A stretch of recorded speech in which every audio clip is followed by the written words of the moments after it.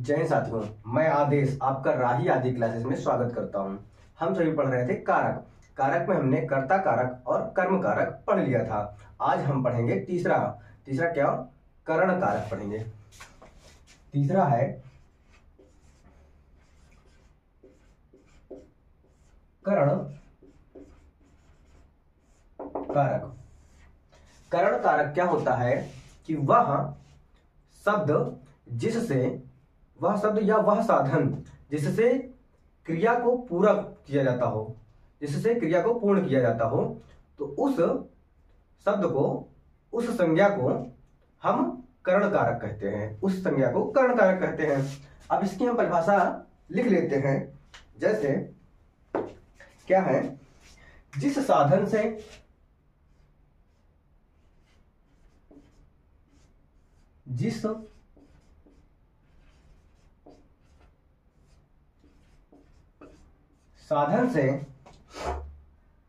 अथवा जिसके द्वारा, जिस साधन से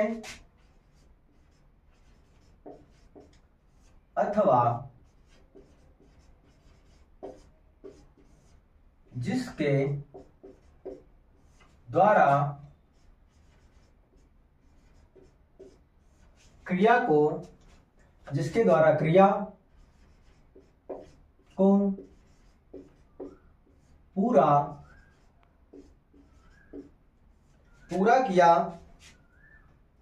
पूरा किया जाता है,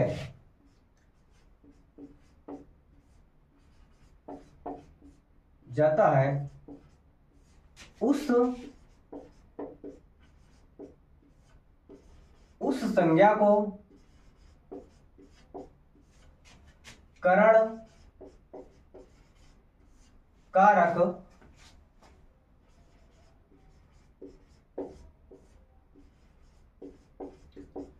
कहते हैं। जिस संज्ञा से क्रिया को पूर्ण किया जाए, यानी जिस साधन से या जिसके द्वारा, कोई साधन होगा उसके द्वारा। जैसे उदाहरण लिख लेते हैं कि उदाहरण में हम समझ लेंगे, मोहन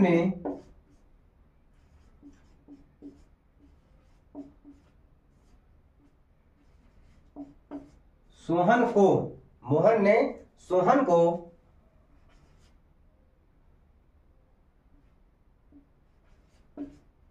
डंडे,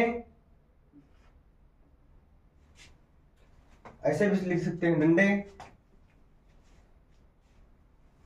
थोड़ा अच्छे से लिख देते हैं, डंडे से पीटा। करण की विभक्ति जो होती है वो से होती है। से यहां पर आया हुआ है। क्या है? साधन या जिसके द्वारा, किसके द्वारा? डंडे के द्वारा पीटा गया है। किसके द्वारा? डंडे के द्वारा। साधन क्या है? डंडा एक साधन है, एक माध्यम है। तो यहां पर क्या आया कि डंडे से पीटा। तो हम इस वाक्य में अगर हम पहचान कर रहे हैं कि इसमें करण कारक कहां पर है, तो करण कारक क्या है? जो हमारा साधन है, क्या? डंडे से पीटा गया। तो ये हमारा हो गया। अब इसका दूसरा उदाहरण लिखते हैं कि सीता कलम से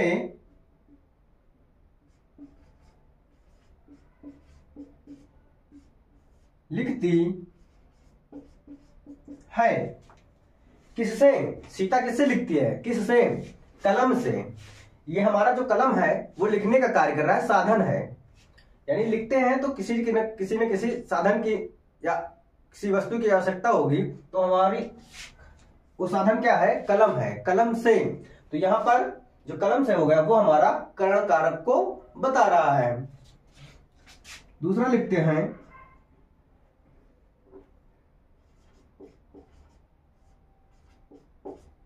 श्याम ने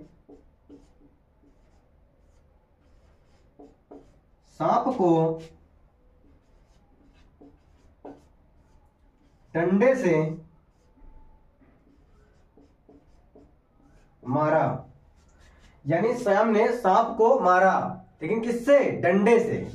साधन या कहा यहां पर क्या आ रहा है कि डंडे से मारा गया है उसे। अगला देखते हैं कि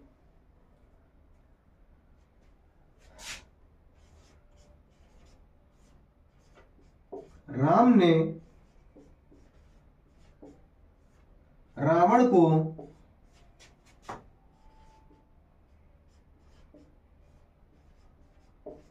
बाण से मारा। यहां पर साधन क्या है? बाण से। साधन क्या आ रहा है कि बाण से मारा।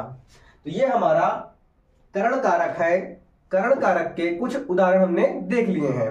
अब इसके बाद चौथा कारक पढ़ेंगे, कौन सा? संप्रदान कारक।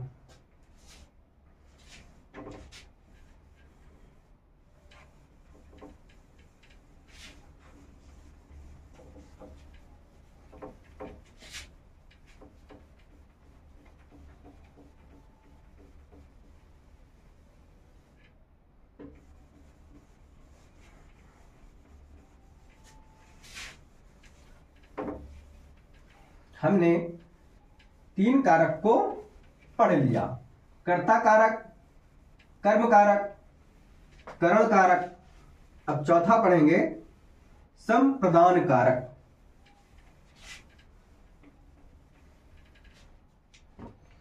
चौथा है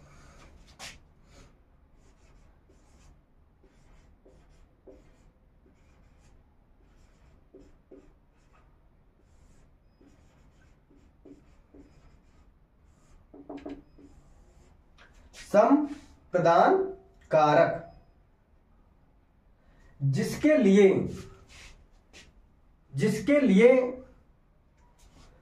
कोई क्रिया की जाती है तो वहां पर हमारा संप्रदान कारक होता है। जिसके लिए, परिभाषा देखते हैं,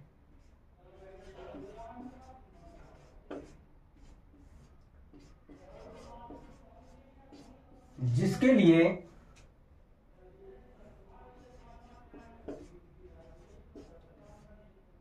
कोई क्रिया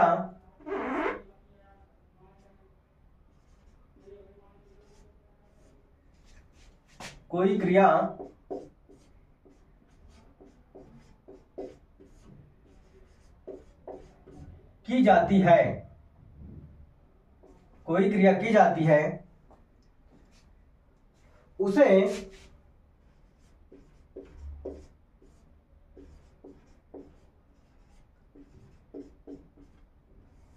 संप्रदान कारक कहते हैं। उसे संप्रदान कारक कहते हैं। यानी जैसे हम किसी के लिए कोई क्रिया करेंगे तो वह हमारी संप्रदान क्रिया कहलाएगी। अब संप्रदान की विभक्ति जो होती है, यानी जो प्रसर्ग होता है, वह होता है के लिए। क्या होता है? के लिए या फिर के वास्ते। तो वहां पर हम देखेंगे कोई वाक्य आएगा तो उस वाक्य के बीच में हमें उसका विभक्ति या उसका प्रसर्ग जो भी हम कहें वो विद्यमान रहेगा। जैसे कि कोई वाक्य सेंटेंस दे दिया गया, जैसे डाक के लिए गाड़ी, डाक के लिए गाड़ी। तो डाक विभाग होता है, एक डाक का विभाग होता है पूरा, तो उसके लिए जो गाड़ी है क्या है? के लिए आ गया। तो जो संप्रदान की विभक्ति है वो के लिए होती है, तो वो वहां पर उस वाक्य के बीच में हमको देखने को मिलेगी।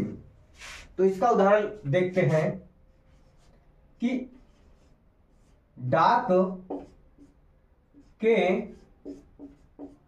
लिए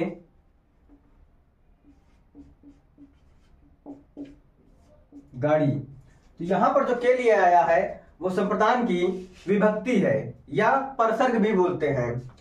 तो ये हो गया। फिर लिखते हैं बच्चे के लिए। अगला उदाहरण है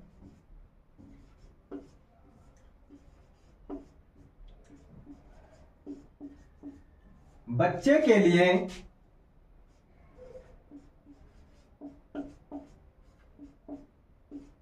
खिलौना लाओ। तो यहां पर भी संप्रदान की विभक्ति के लिए आया हुआ है कि बच्चे के लिए खिलौना लाओ।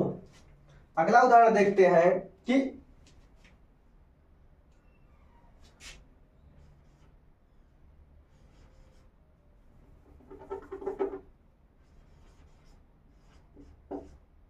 भूखे को भोजन दो। यहां पर हम देख रहे हैं कि के लिए शब्द नहीं आया है, लेकिन अगर हम सेंटेंस को पढ़ने के बाद ध्यान दें कि भूखे के लिए अगर हम भोजन लाएंगे तो किसी के लिए लेकर आएंगे, भूखे को भोजन खिला रहे हैं ना, भूखे के लिए भोजन दे रहे हैं, तो भूखे के लिए। तो यहां पर जो के लिए है उसको हमें समझना पड़ेगा। कहीं कहीं कुछ चीजें छिपी हुई होती हैं, लेकिन उसका मतलब हम उसे, जैसे कोडिंग डिकोडिंग होता है, यानी कोई बात कही जाती है डायरेक्ट ना कह के इनडायरेक्ट तरीके से कह दिया जाता है, उसी तरीके से हमें कभी कभी उन 4 ऑप्शनों में से हमें खोज निकालना पड़ेगा।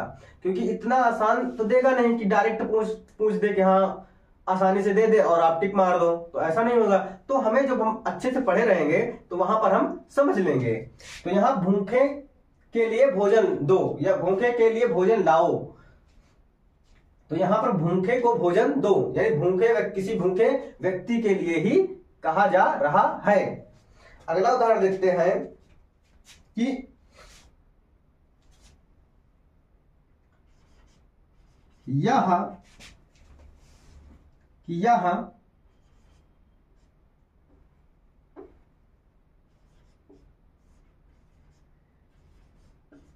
श्याम के लिए पुस्तक है। यहां पर हमें के लिए आ गया कि कोई पुस्तक है, वह श्याम के लिए है, यानी श्याम के लिए पुस्तक है। तो यहां पर बताया जा रहा है, इस वाक्य में हम जान जाएंगे कि संप्रदान की विभक्ति क्या होती है या प्रसंग क्या होता है, के लिए होगा या के वास्ते होगा। जैसे जैसे यहां पे लिख देते हैं, मोहन के वास्ते दवा लाओ, यानी मोहन क्या है, मोहन बीमार है, उसके लिए दवा लेकर आओ। तो यहां के वास्ते भी आ सकता है, जिस हिसाब से सेंटेंस बनेगा। अब हमने 4 कारक पढ़ लिया है, अब 5वां कारक पढ़ेंगे, इसके बाद हम अपादान कारक।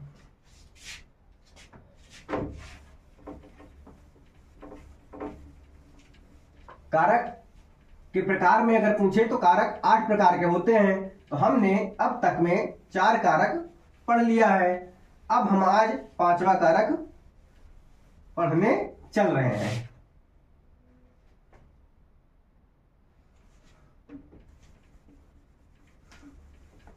5वां क्या है, अपादान कारक। अपादान कारक की विभक्ति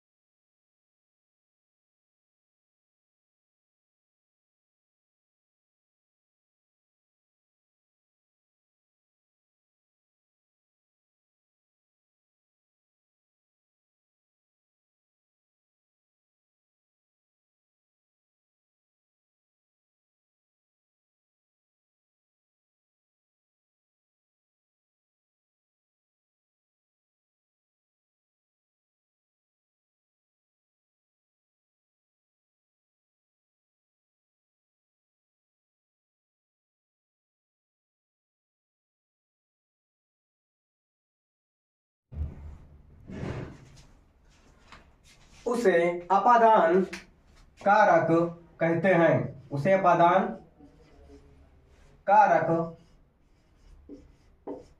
कहते हैं। इसकी जो विभक्ति होती है वह होती है से, लेकिन अलग होने के अर्थ में होगा। तब हम इसका उदाहरण देखते हैं कि जैसे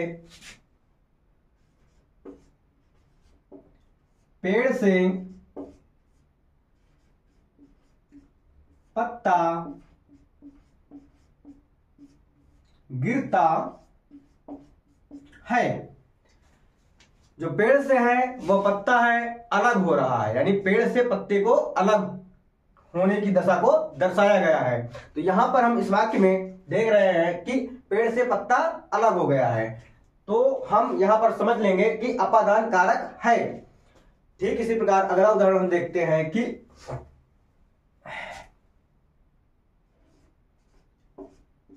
ट्रेन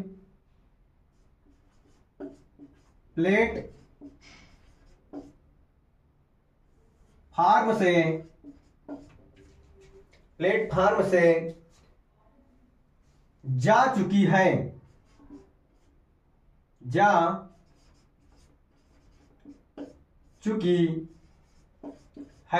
या निकल चुकी है।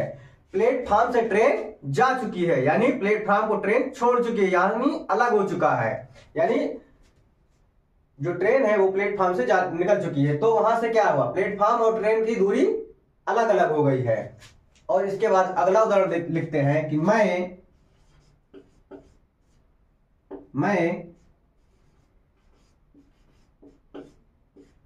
दिल्ली से आया हूं। मैं दिल्ली से आया हूं यानी दिल्ली से अलग हुआ है, दिल्ली को छोड़कर आया हूं। तो दिल्ली और मुझ में अंतर हो गया, गैप हो गया, यानी अलगाव हो गया है। तो यहां पर हम देख लिए कि मैं दिल्ली से आया हूं। तो यह हमारा अपादान कारक के अंतर्गत उदाहरण है। आगे देखते हैं दूसरा कि राजू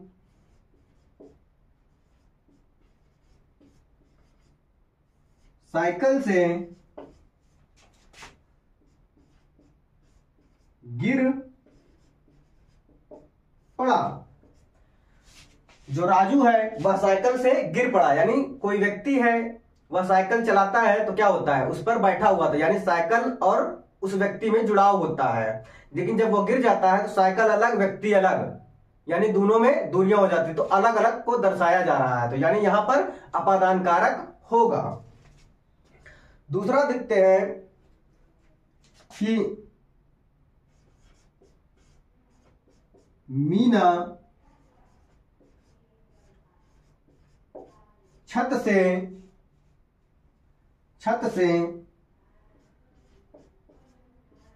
गिर पड़ी। जो मीना है वो छत पे मान लो टहल रही थी या कुछ भी कर रही थी, वो क्या हो, छत से गिर गई, यानी छत से गिर गई यानी अलग हो गया। छत और छत मीना उसमें दूरियां आ गई, यानी अलगाव को ही दर्शाया जा रहा है। तो ये हमारा अब अपादान हमने पढ़ लिया। कारक 8 प्रकार से होते हैं, जिनमें हमने 5 कारक को आज पढ़ लिया है। कल 2 कारक पढ़े थे, कर्ता और कर्म। आज हमने पढ़ा कि करण कारक, संप्रदान कारक और अपादान कारक, ये हम 5 कारक पढ़ लिए। इसके आगे का हम कल पढ़ेंगे संबंध कारक, अधिकरण कारक और संबोधन कारक। इस 3 कारकों को हम कल पढ़ेंगे, तो हमारा कल कारक चैप्टर समाप्त हो जाएगा। आज की क्लास को बस यहीं पे समाप्त करते हैं। अब आप सभी लोग लाइक कीजिए, कमेंट कीजिए और अपने सभी साथियों को जोड़ते रहिए, सब्सक्राइब करने के लिए भी कहिए। जितने लोग जुड़े हैं उन सभी लोगों को धन्यवाद।